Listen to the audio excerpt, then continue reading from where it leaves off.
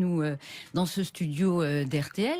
Il est resté 12 heures sur place, le président. Comme vous dites, il n'a pas fait semblant. Non, mais il est resté longtemps. Il y avait pas mal de sujets à aborder.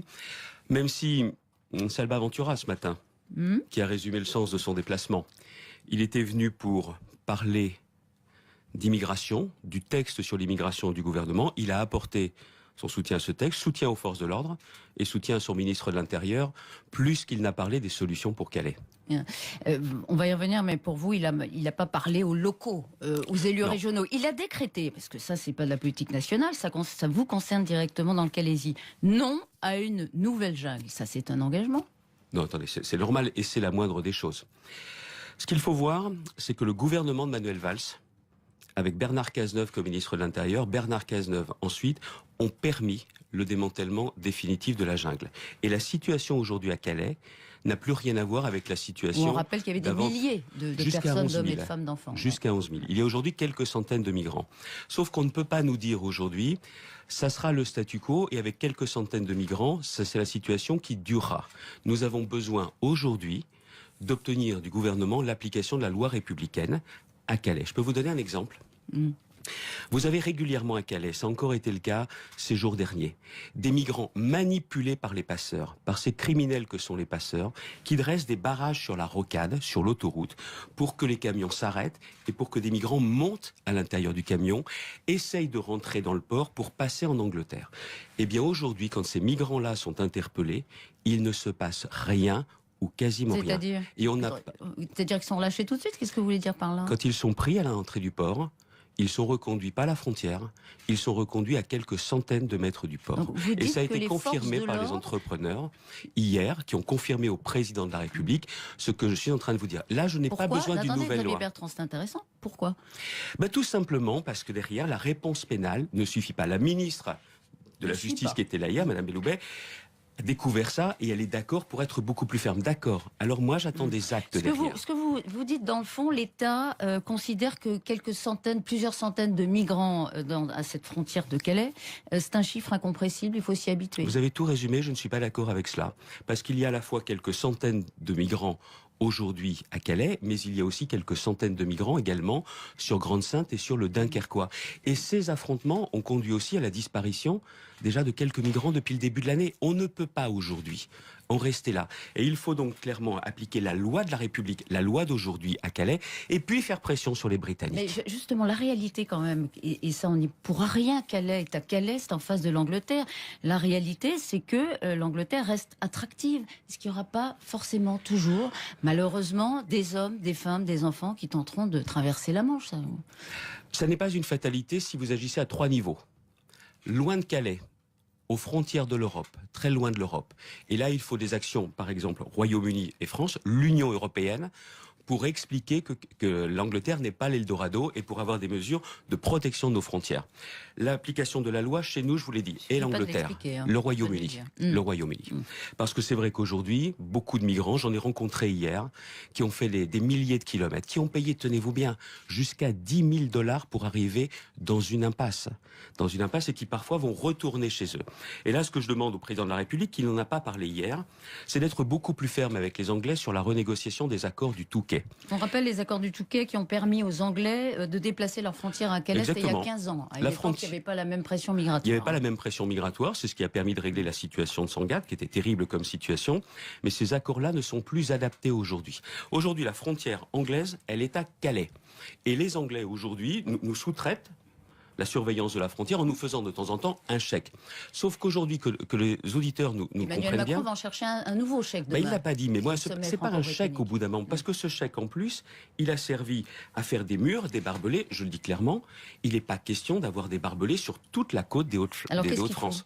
Alors, ce qu'il faut tout d'abord, c'est que les Anglais mettent des moyens supplémentaires. Pendant qu'il y a, aujourd'hui, tenez-vous bien, 1100 personnes dans les forces de l'ordre qui sont présentes à Calais, qui ne sont pas ailleurs sur le territoire français.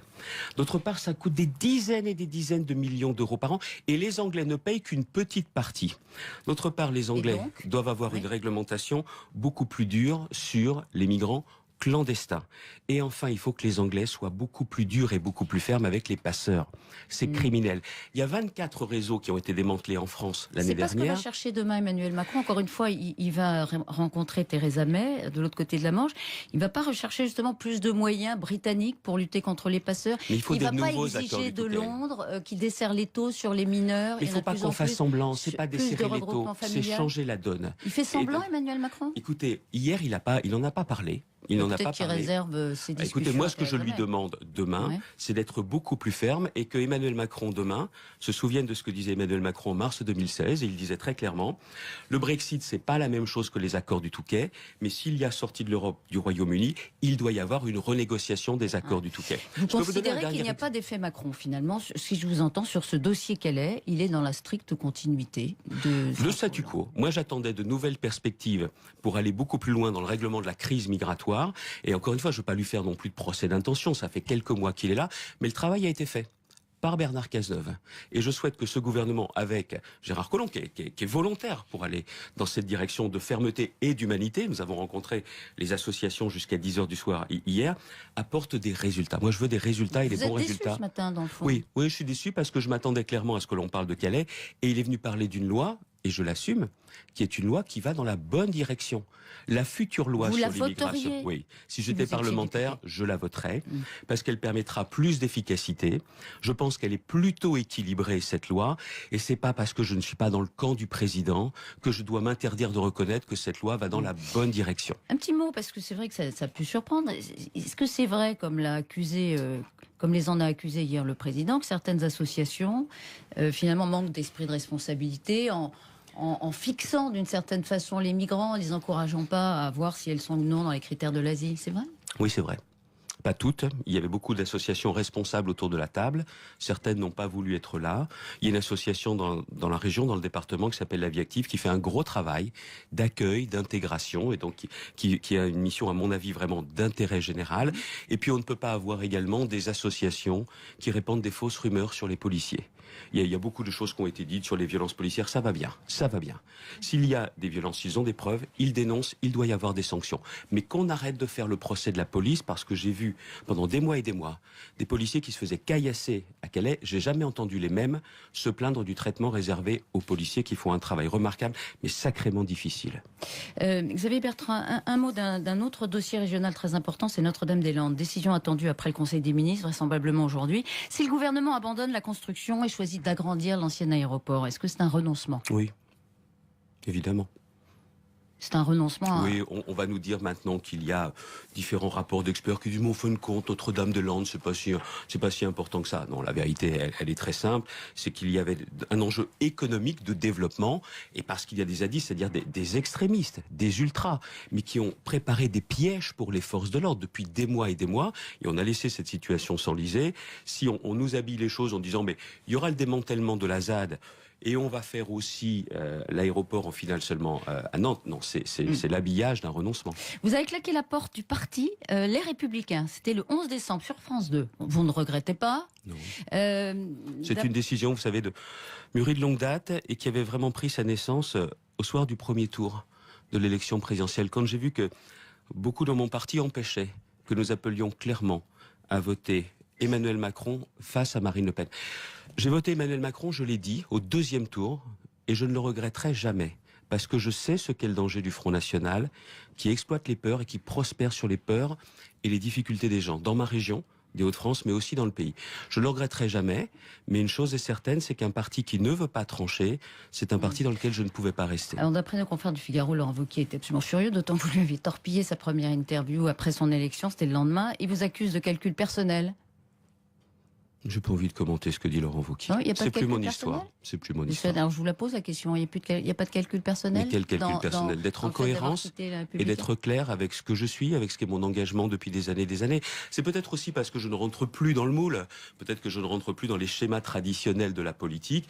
Je me sens libre et je me sens une responsabilité avant tout avec les 6 millions d'habitants des Hauts-de-France. Voilà mon engagement aujourd'hui. Et cette liberté, elle m'oblige aussi à être responsable vis-à-vis des 6 millions d'électeurs, mais ne plus obéir aux consignes des états-majors, ne pas savoir si ça va plaire. Quand je dis que la loi sur l'immigration va dans le bon sens, si ça va plaire aux instances, mais vous pouvez pas savoir. Ouais. La Alors, liberté. Il y en a d'autres qui vous ont ressens. suivi sur cette voie. On va citer Dominique Bussereau. Et puis Alain Juppé lundi qui dit qu'il ne paiera pas sa cotisation en 2018. Alors, il ne quitte pas tout à fait le parti, mais il a bien l'intention de le faire. Bon, qu'est-ce que vous en pensez? Est-ce que c'est clair d'abord? Écoutez, chacun voit midi à sa porte. Moi, j'ai fait un choix qui a pu surprendre, qui a pu décevoir certains des adhérents. Mais Elisabeth Martichoux, j'ai plus envie de commenter les autres. Bon, mais je sais pas, vous pourriez faire quelque chose avec Alain Juppé. Écoutez, moi, je suis Vous pourriez engagé, être à vous la l'avez tête compris. d'une droite sociale, gaulliste, assise sur des solides bases locales. Vous êtes président de région, il est maire d'une grande ville. Bordeaux. J'ai eu des propositions. Je n'ai pas C'est-à-dire quitté mon parti politique pour Quelle rejoindre un proposition autre parti. Proposition Je n'ai de la pas- République En Marche? Je n'ai pas... Non, j'ai vu dans les médias que certains tendaient des perches plus ou moins sérieusement, mais une chose est certaine, je n'ai pas quitté ma famille politique dans laquelle je suis engagé depuis l'âge de 16 ans pour rejoindre une autre famille politique. Je suis engagé dans ma région et c'est une sacrée belle mission. Jusqu'en 2021. On verra pour 2022. Encore une toute petite question, Xavier Bertrand. Le gouvernement a surpris en demandant indirectement à Mathieu Gallet, hier, président de Radio France, de démissionner après sa condamnation à 1 an de prison avec sursis et 20 000 euros d'amende pour favoritisme. Il a fait appel, mais le gouvernement exige l'exemplarité. Il a raison de s'en mêler, le gouvernement, ou c'est une tentation d'autoritarisme qu'on l'avait vu aussi avec le général de Villiers, par exemple? Bon. Oui, peut-être, surtout qu'en plus, la position du gouvernement semble avoir évolué en la matière. Maintenant, l'exemplarité, C'est-à-dire, ça s'applique pour tous. Ça s'applique pour tous. Pour tous Pas les seulement- présidents. pas seulement aux politiques. Maintenant, si le jugement est définitif, là, la question va se poser à nouveau. Donc, est-ce qu'il a raison de demander aujourd'hui, déjà, indirectement, la tête de Mathieu Gallet, ou est-ce qu'il va trop vite, le gouvernement? C'est pas mon affaire de C'est- commenter, mais ça je vous vous... frappe non, pas. attendez, je vais vous dire une chose, Ouais. je veux pas être dans la rubrique, je suis face à un micro, j'ai peur de répondre. L'exemplarité, c'est pour tout le monde. Le jugement n'est certes pas définitif, mais quand il le sera, la question se posera pour Mathieu Gallet en premier. La réponse claire de Xavier Bertrand au micro d'RTL. Merci à vous.